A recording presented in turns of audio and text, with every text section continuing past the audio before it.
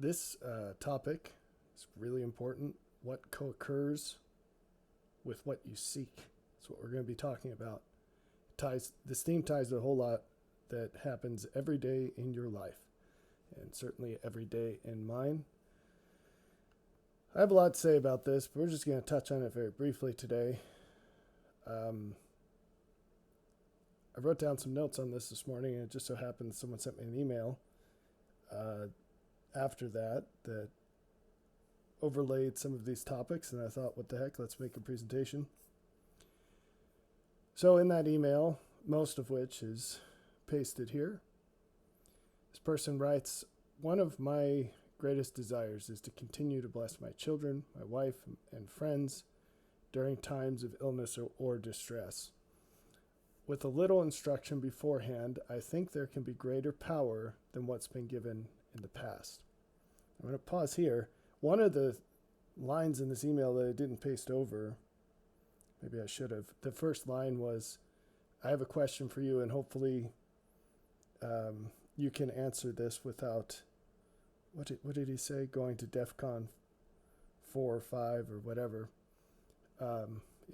He expected that I might have an intense answer for him, and he was requesting that I reply with lower intensity. And here's another lesson. It's not the point of this presentation, but it is actually quite related. Why was Jesus so extreme in his reactions to people? And he was. Maybe that's news to you, but you can go read it.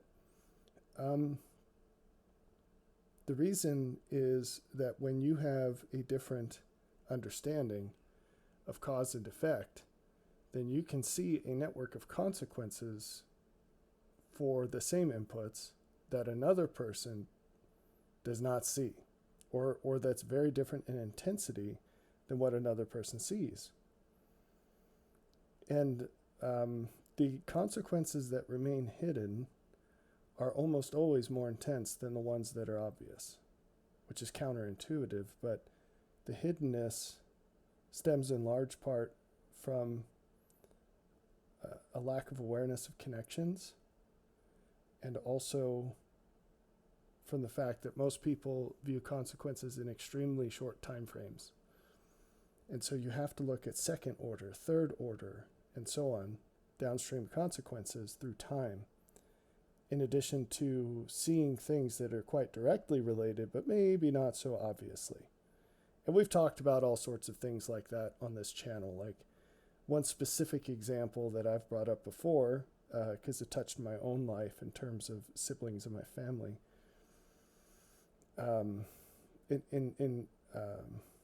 It's cheerleading. It's cheerleading and sports in general, school sports in general.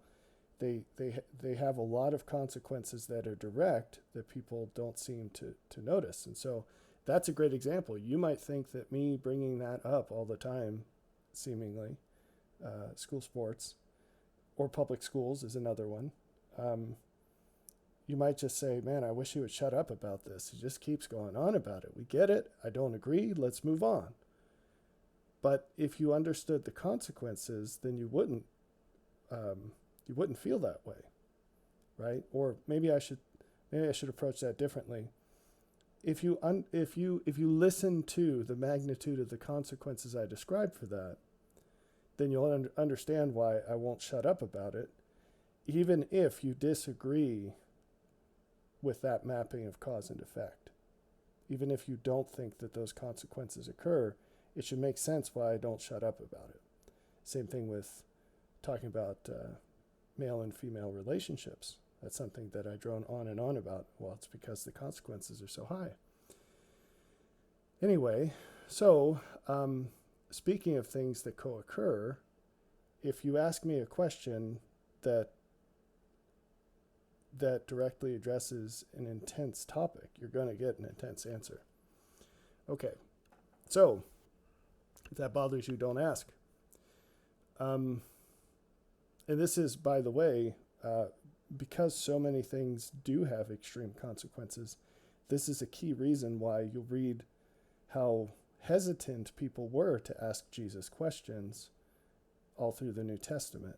They had questions and they held them back, even the disciples, because they were afraid of what he would say in response. They had been trained to realize that they just had no idea when it was coming.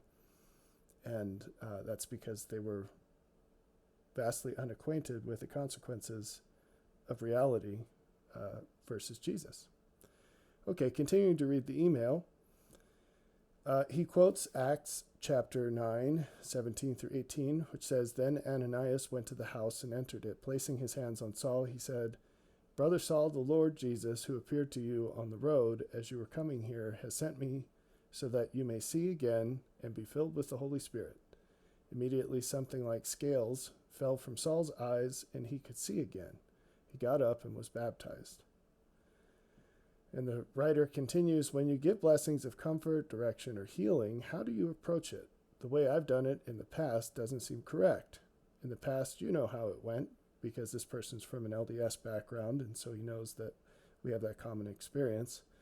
And this is for those of you who don't know, this is a prescribed ritual in the LDS church of laying on your hands and giving someone a blessing, quote unquote. He says, do you lay your hands, asking me what I do you lay your hands on your wife's or children's head and use oil? Do you follow any pattern? If you use oil, how do you consecrate it? Or maybe it doesn't need to be consecrated because the person using it is holy.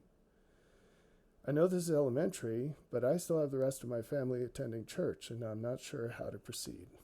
Okay, let's get into it. First point, please, please, please, can we stop putting new patches on old garments? By the way, the things I'm going to say from here on out are not necessarily directed to that person. There are many other things going on that for which what I'm going to say directly apply, to which these things directly apply, spanning many people. So just allow me the versatility to use this as an example of why this information is necessary, but you're free to apply it to whatever your situation is. I know for a fact that at least some of you have situations that have nothing to do with that email, but for which this information is completely relevant. Okay, so for all people, please stop putting new patches on old garments. We're going to give you more, academically, I'm going to show you more things, more structures, more representations that help you understand how to detect when you're doing this and more reasons of why not to do it and what you could do instead. But just don't do this. So let's address this in context. So many people, in this specific context, so many people leave churches and they think they're going to find something that's just like what they came out of, but a little nicer. And it's like people who lease a car, put a bunch of miles on it, and then they go trade it in for a new lease on this year's model with fewer miles. That's not the way gospel progression works. That by and large, you'll really struggle to find examples of tiny increments of improvement. It's difficult, right? Almost always, it's this huge step. Now, sometimes when I'm talking about this, I emphasize the small steps, and this is a really important role a teacher has, a gospel teacher, whatever that might be, your friend, your parent, your spouse, whatever, random person on the street. But, and there's a place for that, okay? But small changes can only yield small changes. Imagine that, right? If you're looking for enormous differences in outcomes, you're not going to find that in a tiny change. This is factor one, and we're going to build on this in a second. But here's factor two. When you're in an institution that has filled your head and your life with the illusion that what you have is everything God has to give, when you come out of that, you're not just going to pick up the actual fullness of what God has to give, because you're nowhere near that. Your whole life, you've filled your whole life with nonsense. emptiness, vanity. You have to unlearn all that garbage, and you have to get clean of it. And you're basically starting at square one. So I'll address specifically people coming out of Mormon traditions here, like the LDS Church. There is immense truth and value in, I'll say, Mormon doctrine, but again, please forgive me for broad brushing here. I can't give nonstop disclaimers to be super specific, like mathematically precise in this. There's huge value in there. There's some nice babies in that bathwater, okay?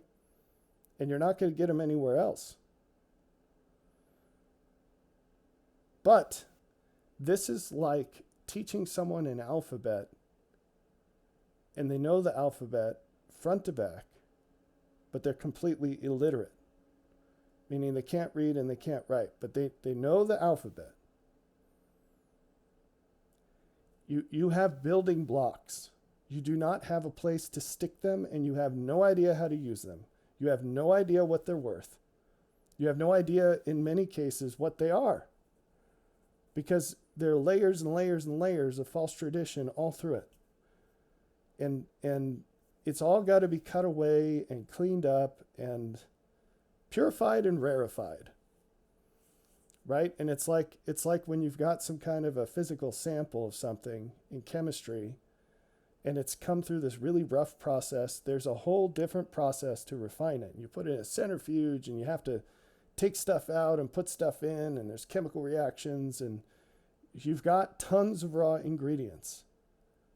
But as far as rubber hitting the road, you don't have hardly anything. Jack diddly squat when it comes to actually knowing God better than any random person on the planet. Hopefully that's said with enough emphasis. Okay. Now, let's read two scriptures. One's from Mark 12, 38 and 39, and then we're going to read Luke 14, 8 through 11. And this is about, I want to highlight what the Pharisees did and how Jesus said, don't do that, do this instead. And then we're going to apply it to your situation.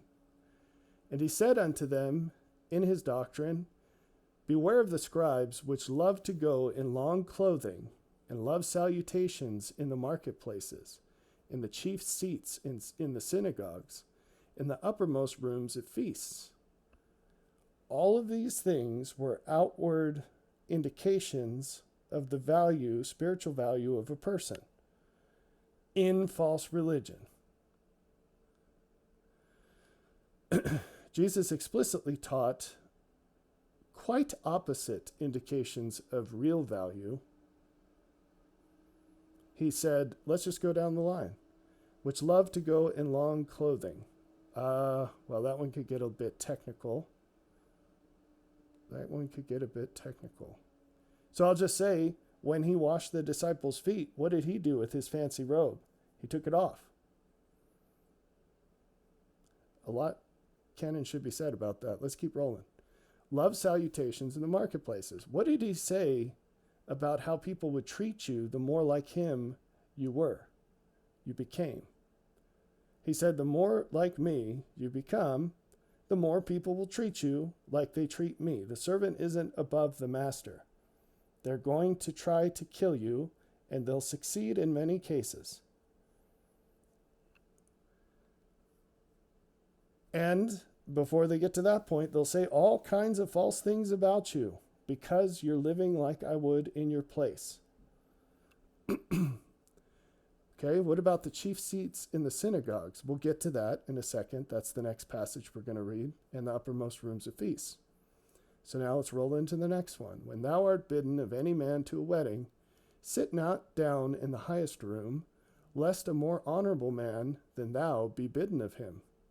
And then he'd have to tell you to skedaddle. And he that bade thee and him come and say to thee, give this man place, and thou begin with shame to take the lowest room. But when thou art bidden, go and sit down in the lowest room. Then, when he that bade thee cometh, he may say unto thee, Friend, go up higher. Then shalt thou have worship in the presence of him that sit at meat with thee. For whosoever exalteth himself shall be abased, and he that humbleth himself shall be exalted. One of my favorite examples of this is this woman, this foreign woman, who comes to Jesus and asks for a blessing. And he said, the children's bread is not meant for the dogs. And she says, but don't the dogs get the crumbs? And I tell you, it is extraordinarily pleasing to the Lord for us to assume that we are nothing, so that he can show us how wrong we are, because we're created in his image. But his image is a potential state. It is not our actuality. We are only as valuable as we are like God. The worth of souls is great, and there's no greater joy or greater sacrifice you can make than to help someone achieve more and more of that potential, because we have the potential to go all the way. But it's potential. It's not actuality. And you can only achieve the potential by reconciling to actuality. And down here, we all start at zero, because we're all sinners. We all start in that state. Now, let's talk about the principle that greater blessings require greater law. Or as Papa John put it, better ingredients, better pizza. Forgive my frivolity. But it's a true concept. It's like one aspect of truth as you see it all over the place. Once you know the principle, it's everywhere. And if it's not everywhere, you can extend it into whatever place it isn't and make the world more like heaven. Okay, so this is what I have to say to this guy and any of the folks that have the same ideas. If you want to continue to pour oil on someone's head and recite some prescribed words and say whatever the heck you hope to be true, you will continue to get the same exact results. And sometimes it will be good. And sometimes nothing will happen. And sometimes the exact opposite of what you said will happen. If you want something greater than that, you're going to have to find something greater than that. And God's power comes through being like him. Period, full stop, end of story. If you want something greater, you're going to have to become someone greater than you are. If you want something greater than what you have to become someone greater than you are. Now, many churches, including the LDS Church, they teach that you can have some increment of God's power, independent of any changes you make to become like him, or in exchange for something you can do that has nothing to do with becoming more like him. That's not true. There's no such thing as, side ordinances or something. There's no sideways ways of becoming more like God or having more of his power. They don't exist. And if they do, go find them, right? But if they existed, you wouldn't be coming to me, would you? Because you'd have them already. You know that dumping oil on someone's head and acting like it, you're rubbing their head like a genie's lamp and making wishes. You know that doesn't do anything. And whatever it does has nothing to do with that. You know that already. So you know that people in the world who don't have the LDS priesthood permission slip can do all those same things. So if you were Moses and you were doing the miracle dance off with Pharaoh's priests, we'd all be in big trouble. Israel would just stay slaves because there'd be no difference. So what exactly are we comparing this against? And if there's nothing there that's unique, then maybe our understanding of what might take its place needs to be very different or open to being very different than having any similarity to what we're seeing. So what would these differences entail? Would it be, we're seeking for differences in power. Should we expect differences in form, or are there other differences we ought to be open to? One major difference, I'll solve the puzzle for you, is what it costs. What it costs you. So let me ask you, in the LDS faith, what does it cost you to quote unquote get the priesthood? It's a horrible phrase, but let's use it because that's what they say. Well, usually, in most cases, what it costs you is nothing except being a fairly decent child to your parents who are already LDS. And so you just kind of grow up and do the things they expect you to do, which by and large aren't, it's not asking much. And shazam, you get your priesthood permission slip. Well, that's not what we read about in the scriptures, okay? Even the priests under the law of Moses who inherited their whatever they had very rigorous standards that they had to live. It wasn't just, hey, don't drink these things that really won't make a huge difference in your life, and don't smoke, which you shouldn't do anyway because it's super unhealthy, and shazam, magic power. So in the book of Abraham, which is a Mormon text, right there at the very beginning of chapter 1, we read this, and I apologize for the wall of text. We read this story about how Abraham found out that there was something greater out there. We can call this priesthood. You can read verses 1 through 4. I don't think it's necessary to do that. But he responded by searching for it. He desired something. He had an idea that it was worth something. And he figured it was better than what he had. Now, even if you're only vaguely familiar with the story of Abraham's life, you know that he made sacrifice after sacrifice after sacrifice. He left his homeland. He left his friends. He left his family. He faced trial after trial where he put everything on the line for God. He roamed as a nomad his entire life through a land that was only his through future promises. And then one day, after all this, and the many specific sacrifices that he went through in life in terms of how he reacted to challenging situations, of having people and things taken away from him, and all these other challenges, well, he met Melchizedek.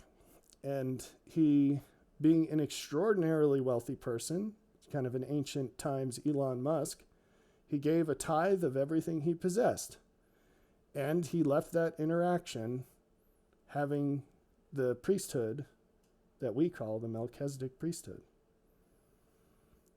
So if you're seeking that sort of outcome, but instead of living decades of consecrated life and, living wisely enough to accumulate that kind of a fortune, which in Abraham's case is God's will to bless him that way, but he was an extraordinarily practical, pragmatic, godly man, which we could talk about, but it's beyond the scope of this.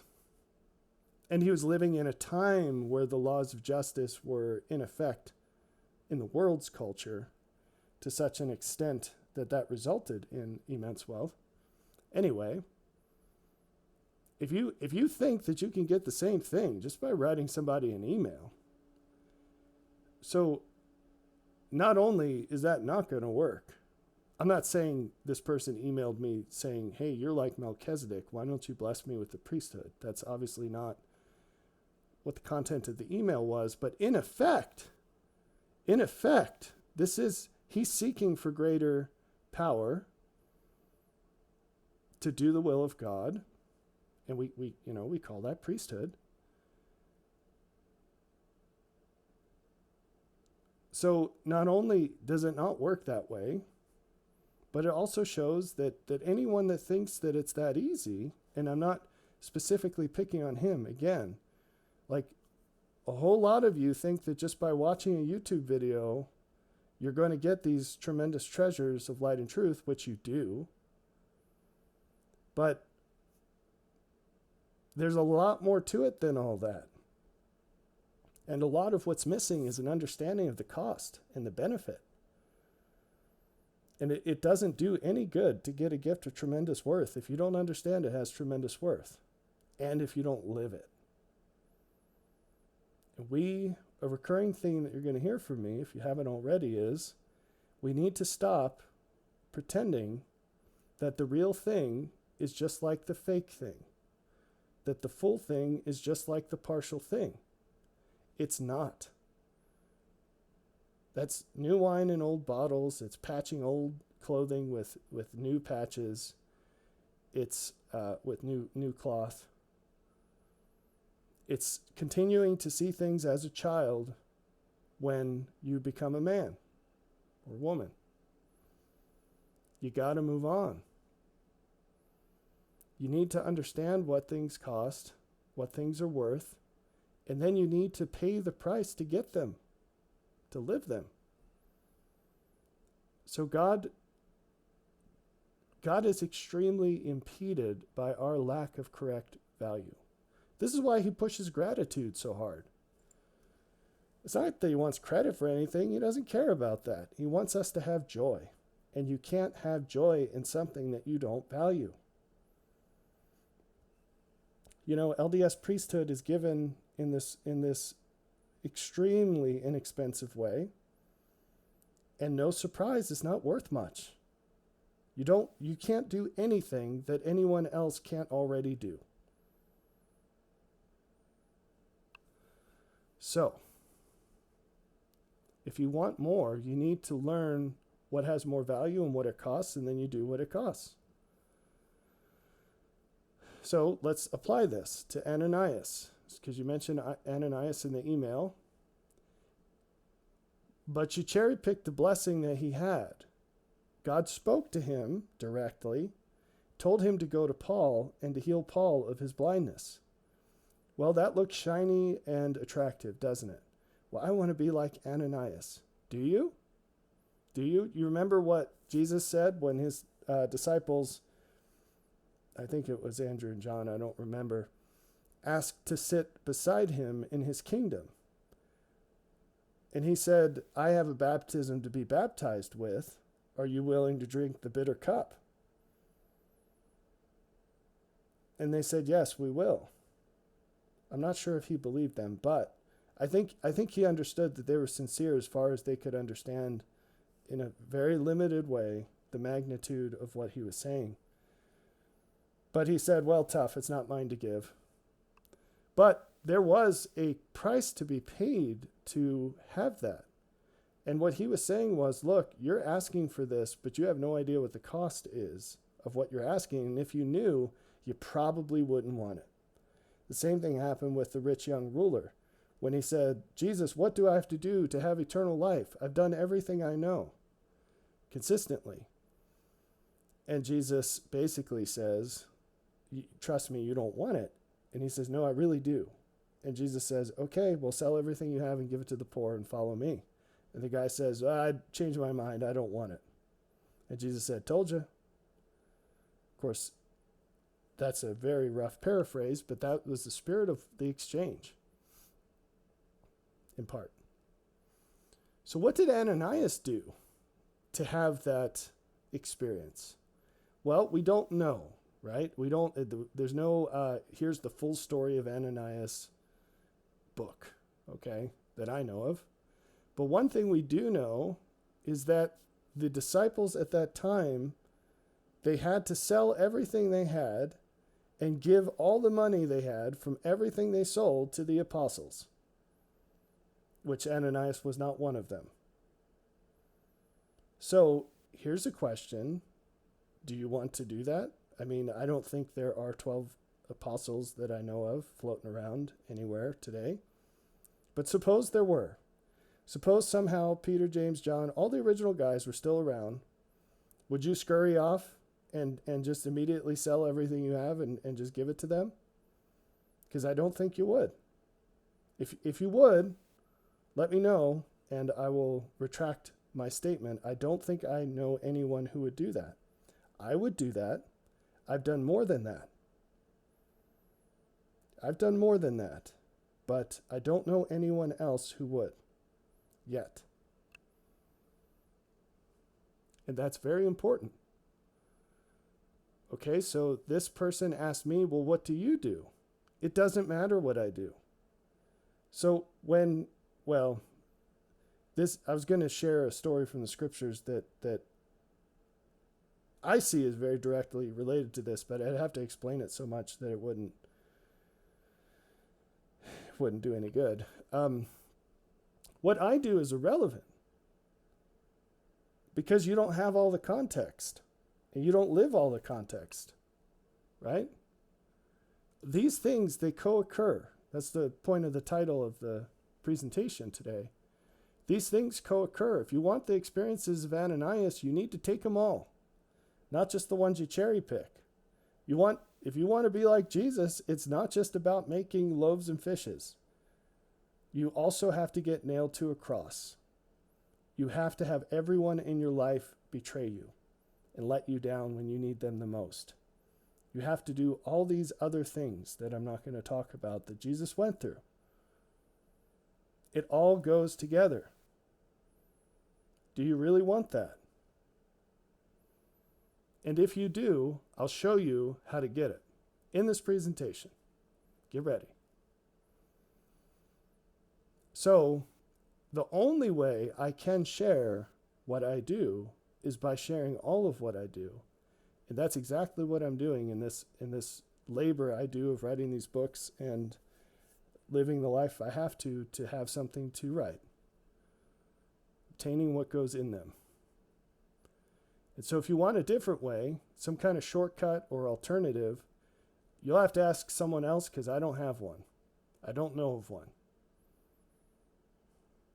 When Jesus said, I am the way, I believe him. I don't think there's some other way. Okay, now let's transition to the example of the loaves and fishes. This is a very important, poignant example of the principles we've been discussing. So I'm going to summarize the backstory. Of course, this happened twice. We're going to talk about the first one. So these people, they came by foot to a desert place. It was far away, just like John the Baptist was preaching in the wilderness. So Jesus intentionally, he went off into the middle of nowhere. Why?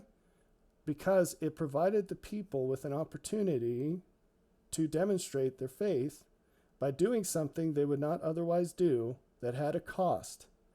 And even though that cost did not directly produce what Jesus did as a response, he was able to transform that into what he could do to produce the response. I don't know if that was overly cryptic. He was creating a ladder of faith, like all gifted gospel teachers do. I don't mean gifted in the way the world would mean that. I mean who actually have something to share from God. That's the gift. It's not magic, though. It's a process, and he's impartial, so anyone can do it. So he stations himself in the middle of nowhere, and then he waits, like a little gospel trap, right, of the best kind. And then they come out, and he goes, fantastic. And then he healed. It'd be funny if that was actually a verse in the account. Fantastic. So he heals their sick and afflicted. They all come out there and he heals them. And that's what they were expecting because that's what he did, right? When he was in the towns. So now he left. He made it harder to get the same blessing that they got for really low cost. He was a blessing delivery truck.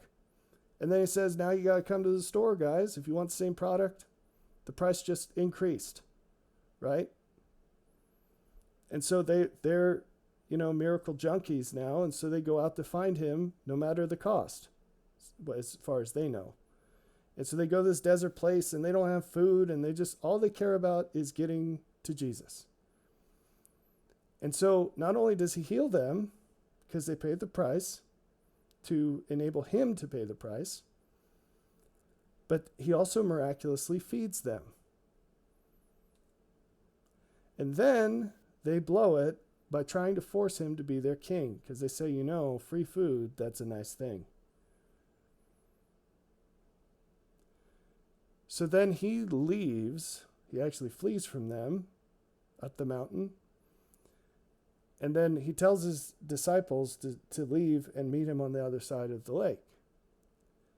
And so then in the night, he walks across miraculously, the story. So in the morning, the crowds, they try to find him. They can't find him. So then they follow him in boats. And I want to lay all this out to show you the incrementally increasing faith that these people had.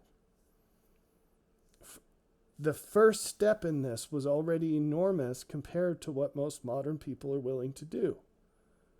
They left the comfort of their home and they walked a very far distance into the desert, knowing full well they were not going to have any food or water. So most people wouldn't drive 30 minutes to hear Jesus speak if he were coming through.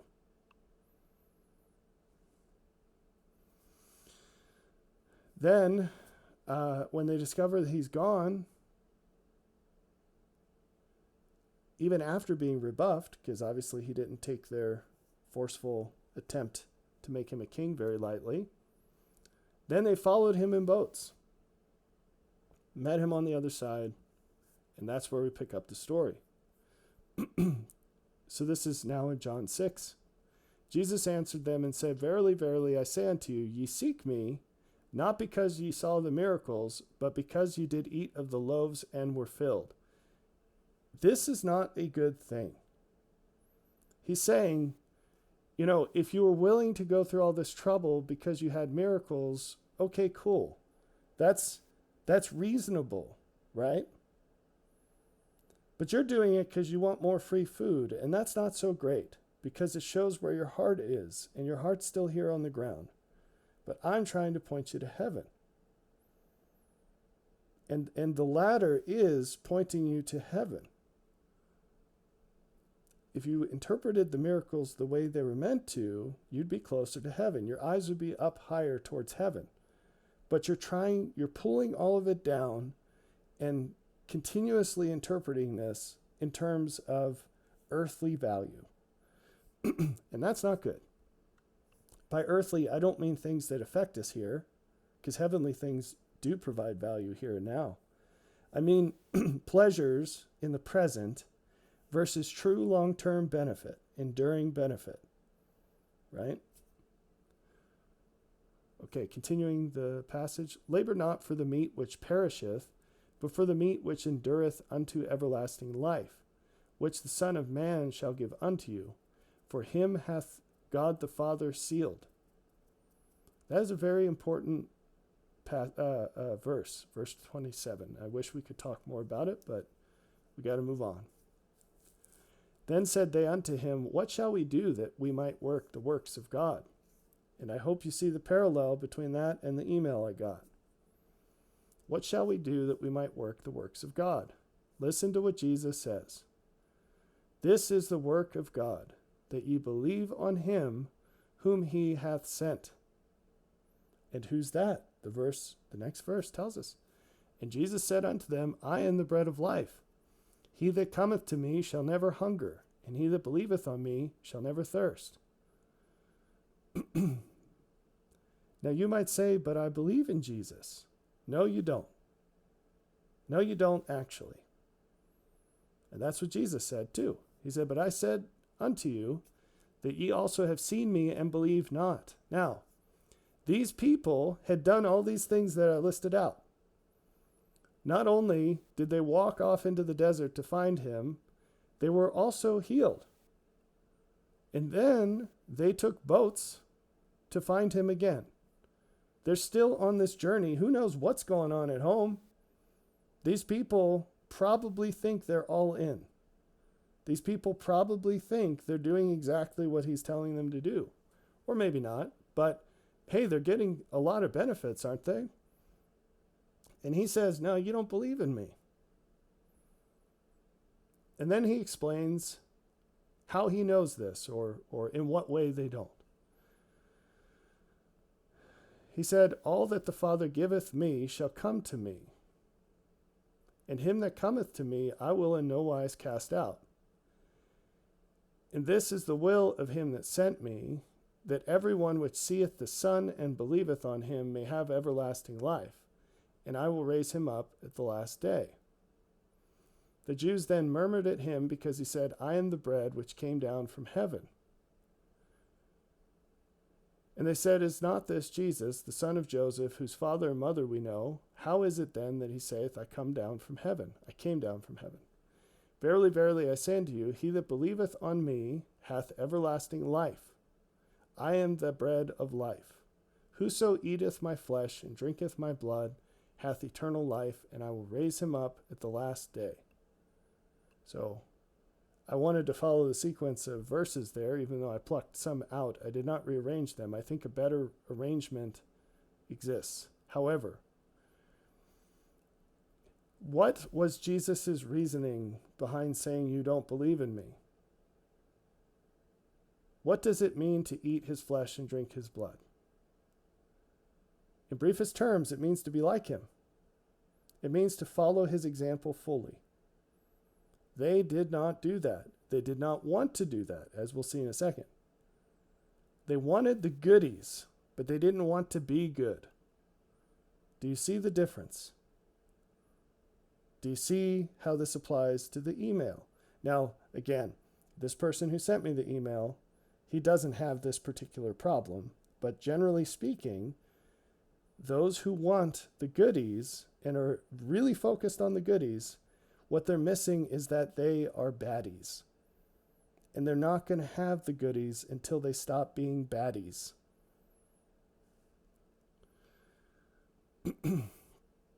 Now, we have a few more ideas to cover from this passage. One we already read, so let's go to that so we don't forget it. The Jews murmured at him because he said he was the bread that came down from heaven. And they said, "Wait a second. This is Jesus, the son of Joseph. We know this guy's dad and mom. How on earth can he say he came down from heaven?" In my opinion, this is one of the most retarded things that the Pharisees said. The fact is, every single holy person they had ever known, quote unquote, came down from heaven by being born a baby. Do we have this problem? Yes, we do. We diminish the example of those whose origin story we know. Didn't Jesus teach that this was a general principle? He said a prophet is not without honor except in his own country, among his own kin. Knowing someone's backstory does not reduce what God can do with them. And if he's doing amazing things with him, it ought to cause you to pay more attention if you know the backstory, not less. When you see, and this is a pattern, we don't have time to go through and trace it, it reoccurs throughout the New Testament. When you see Jesus doing amazing things among people who knew him before he turned 30, they all react in the same way, which is to say, we need to suppose that what looks miraculous must not be, because we know where this guy came from. And he wasn't like this before as far as we could see. That is totally backwards. Do you see why? If someone is plainly demonstrating the power of God today,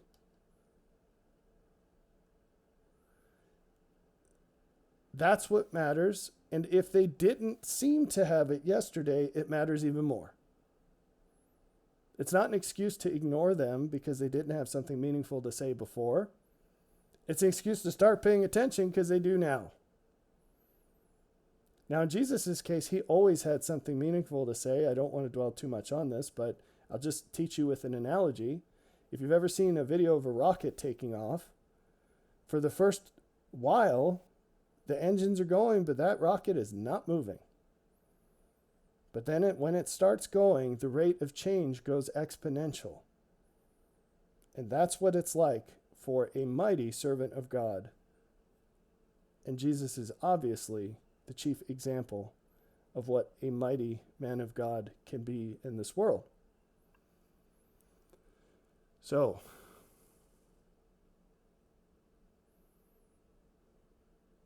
they really messed up there. So let's keep going. Many, therefore, of his disciples, so back to the context, he just said, hey, if to believe in me, you actually have to follow my example. Many, therefore, of his disciples, when they heard this, said, this is a hard saying. Who can hear it? Now, people read that and they're like, oh, that's because what he said sounded like cannibalism, and obviously that wasn't good, and they really struggled with that. They knew exactly what he meant. He was using language where they would know exactly what he meant. When Jesus knew in himself that his disciples murmured at it, he said unto them, doth this offend you? What and if ye shall see the Son of Man ascend up where he was before? In other words, he's saying, I have much greater things to say and do. And if this is too much for you, you're in big trouble. Then he said, he gave them the key to get over themselves. He said, it is the spirit that quickeneth, the flesh profiteth nothing. The words that I speak unto you, they are spirit and they are life. In other words, he was saying, quit judging what I do and say based off of what you think is right. Who cares what you think is right? You have no fruits to show you have any clue what you're talking about. But I came down from heaven, look at everything I'm doing, listen to the things I'm saying. I'm showing you power that no one else has ever shown you, and I'm giving you wisdom in my teachings that no one else has given you. I'm answering questions no one else could answer. I'm solving problems no one has ever been able to solve. That's what you should use to judge me, not your very incorrect understanding of the way things work. Which should be obvious because you can't do any of these things or teach any of these things or answer any of these questions and so on. That's what he's saying here. It's the Spirit that quickeneth. It's God that has all power, all wisdom, etc. The flesh profiteth nothing, and that's how we ought to approach this. Again, taking the lower seats so that God can raise us up and show us better things and make us better than what we are. And then from that time, many of his disciples went back and walked no more with him. Then said Jesus unto the 12, will ye also go away? All right. Now, we just have a little bit more. Let's look at this picture. And if you're listening, this is definitely a point where you want to pause and look at the video, or pause it until you can look at the video. So look at this diagram. Here's you. Here's how you look beyond the mark. This is the progression, roughly speaking, of where all this is going to go. God is going to change your heart, and he's going to change the practical way that you live your life. He's going to give you more strength, more intensity by organizing you better. That's my best attempt at icons. He's going to change your mind by giving you all sorts of different ideas than you have right now. And only then, after these internal changes and these changes in your immediate life that you already have, only then is he going to change your family, bring you into his kingdom, and convert the world. Make the world his kingdom. Now you ignore all of that and then just jump right to the end and say, that's what I want. That's where I want to be. I refer you to the earlier part of this presentation with the suggestion, no, you don't. Trust me. Trust me, because I know what that's like. I know what that's like, and you are not prepared for that. That is not, if someone held that out in plainness, you would not want that. Not yet. The main reason is you just don't know, love, and trust God enough yet. But you can get there. You can get there. And you should. It's wonderful. There's nothing wrong with looking up. Okay? Nothing. That's what we should be doing. And I'll tell you to do that in different places. However, that's not what you're actually doing. You think that this is what you're doing, right? You think you're oh, Zion, I just can't wait till Christ is king on earth and his kingdom's organized, and I can't wait. But this is what you're actually doing. You have a vain imagination of what that would be like. It's vain because it's false, and it's not malicious. It's just incorrect. And the reason is you have no faculty, no capability of generating an accurate image of what that would be like. Because all good things come from above, and you don't yet qualify for God to tell you about it. That's why, or to take you there. That's why Paul said, "Eye hath not seen the good things that God has prepared for those that love him." In other places in the scriptures, it says God wants to show us those things, and he will. He can and he will. Here and now, he can. You can know what it's like, and you can be prepared for it. It's totally possible to get to the point where if someone snapped their fingers and the world turned into God's kingdom, you'd be good to go. Instant plug and play. But you are not there yet. You're not even close. And how far you are, it's actually better that you don't know, because you'd be so discouraged that you just lay on the floor and want to die. And some of you feel like that from time to time. And so isn't this an interesting balancing act where on the one hand, we've got to help you reduce your self-image to make it more accurate. And on the other, we have to encourage you to be more trusting that God can make you into everything he has said he can. Because he can, and there's a process. And it's totally worth it. Okay, but let me prove to you that this is what you're doing. Okay, because you're going to be, oh, that's so judgmental. How? This is what Jesus said. Except a man be born again, he cannot see the kingdom of God. Except a man be born again, he cannot see the kingdom of God. Have you been born again? And I don't mean that in the cheap Christian way of say a prayer and magically, shazam, you're reborn.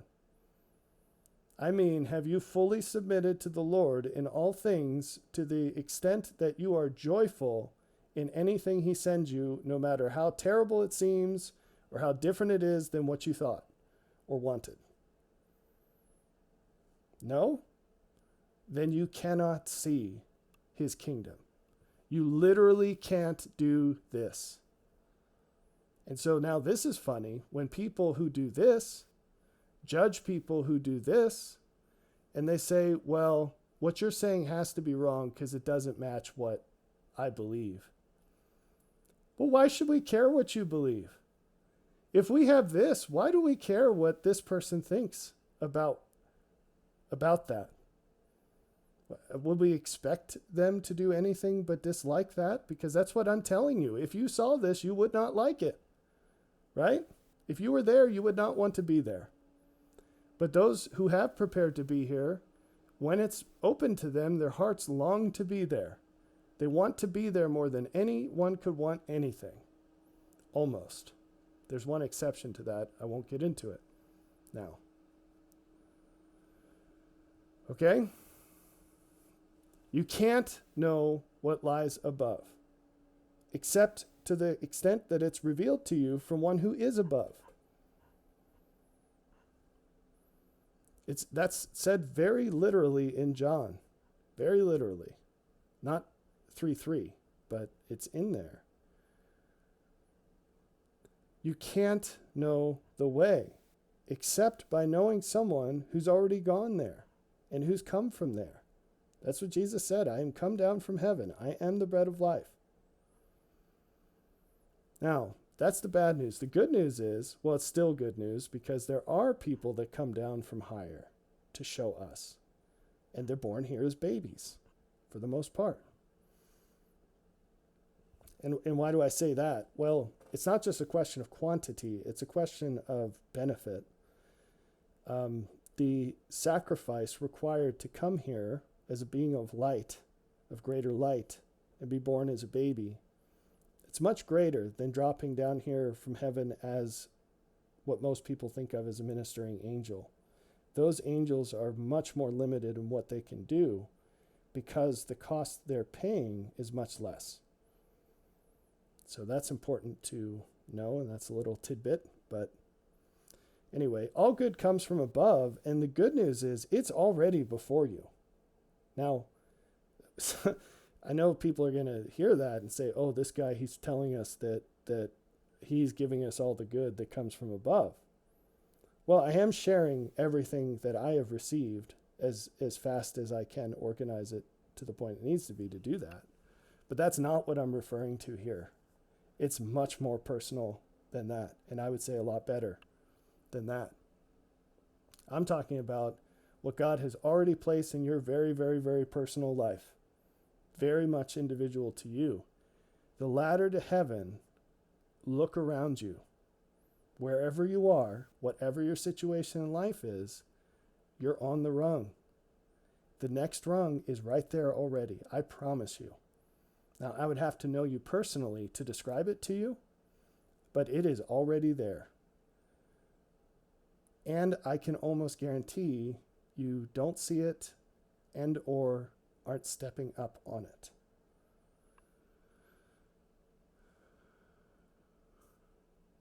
Now, when Jesus said the following, he was obviously talking about himself, but I encourage you to generalize this and think about the step that God has already put in your life in terms of your very personal life and everything all around you. And I mean your home life, your family life, your work life, but most especially your internal life. What you think about, what you want, why you want it, what you do, and why you do it. So this is what he said. Or they asked him, what shall we do that we might work the works of God? We already read this, but I'm reviewing it. Jesus answered and said unto them, this is the work of God, that ye believe on him who he hath sent. In another place, he described how it was important to recognize who God sends into your life in order to get the most you can out of them. And this is where he said, if someone gives a prophet just a cup of cold water, they will in no wise lose their reward. And he was describing how if God sends to you a prophet, these are Jesus's ideas. I'm not making these up. If God sends you a prophet and you only see him as a fellow human being and attempt to alleviate some of the unjust suffering he might be going through, you will get all the rewards of alleviating a fellow human being from all the unjust suffering they might be going through.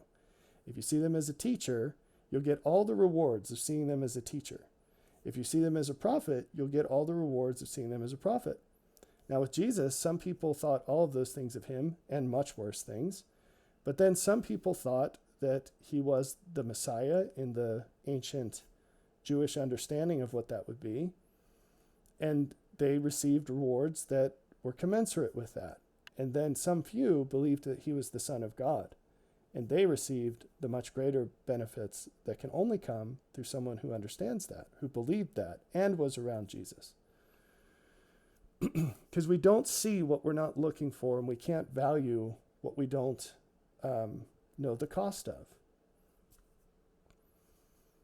Okay, so all of that was having to do with people, but now what if you generalize that and you try to see the value of the opportunities that you have all around you that aren't people, but they're things you can do, they're ideas, they're feelings, and so on.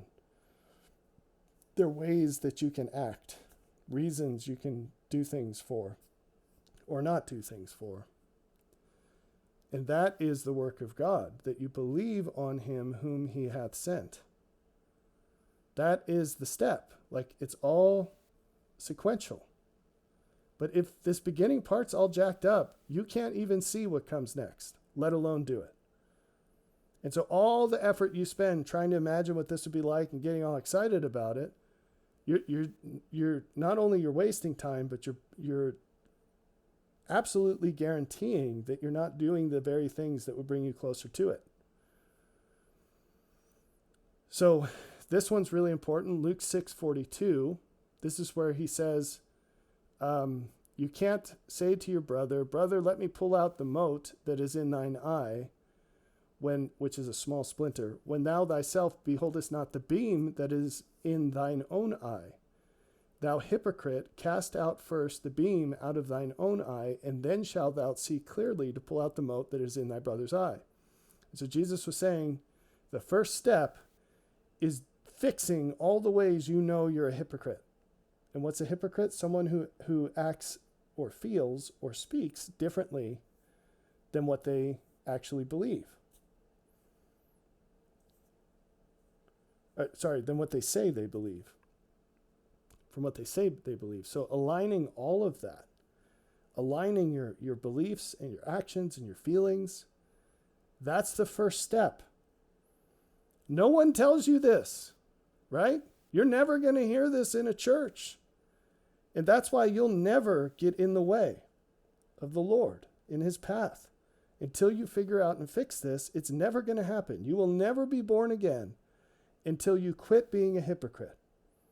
It's required for reasons that I can explain at length, but I'm not going to do that right now. And then you have this principle of sequential greater light and truth. So you're not going to get to the world being God's kingdom on earth until you're in a much smaller, geographically speaking, kingdom. And you're not going to be able to get there until your house is running the way it can. Now, other people's agency is involved in all of this. But the question is, are you doing absolutely everything you can at home? And the answer is no. So you have to fix that. And even before that, you have to fix yourself, because that's the very first step. And the principle is that when you do what you know you should do and stop doing what you know you shouldn't do, you will receive more. You can see that in Matthew 13:12. You can see that in Alma 12:10 and 11. As you turn away from the best you know, you will get less and less. As you turn toward it, you will get more and more. That's the knob, and that is what lies fully in your control right now, today. Now, last slide, bringing all this home. This isn't the first time I've mentioned this idea, but it is not fun to look at the analytics on the videos I make, which I have to see when I'm posting things and changing the dates because it's the same screen. And I see this pattern over and over and over again, where if all I have to do to get lots of views is make a video that says, God appeared to me and said, and I can copy these fake prophets out there, get a nice thumbnail with me weeping or something, and that's all it takes. Mysteries, miracles, visions, polygamy, anything controversial or shiny that satisfies what people think has something to do with this, or what people want to be true about me, even if it isn't. All I have to do to get really low views is tell you something that will actually help you in some way, in some practical way right now. So to help you learn how to assess value, to help increase your reason or your ability to persuade others, actually teach the gospel, but not in the way the world understands that. How to better lead your family or start one if you're not married. And how to organize your life, how to make a life plan and live according to it, how to set goals and how to prioritize and optimize.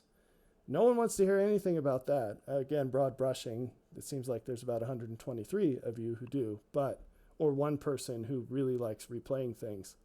Somewhere between those two things, the truth lies. But this is the way it goes, and it's really messed up.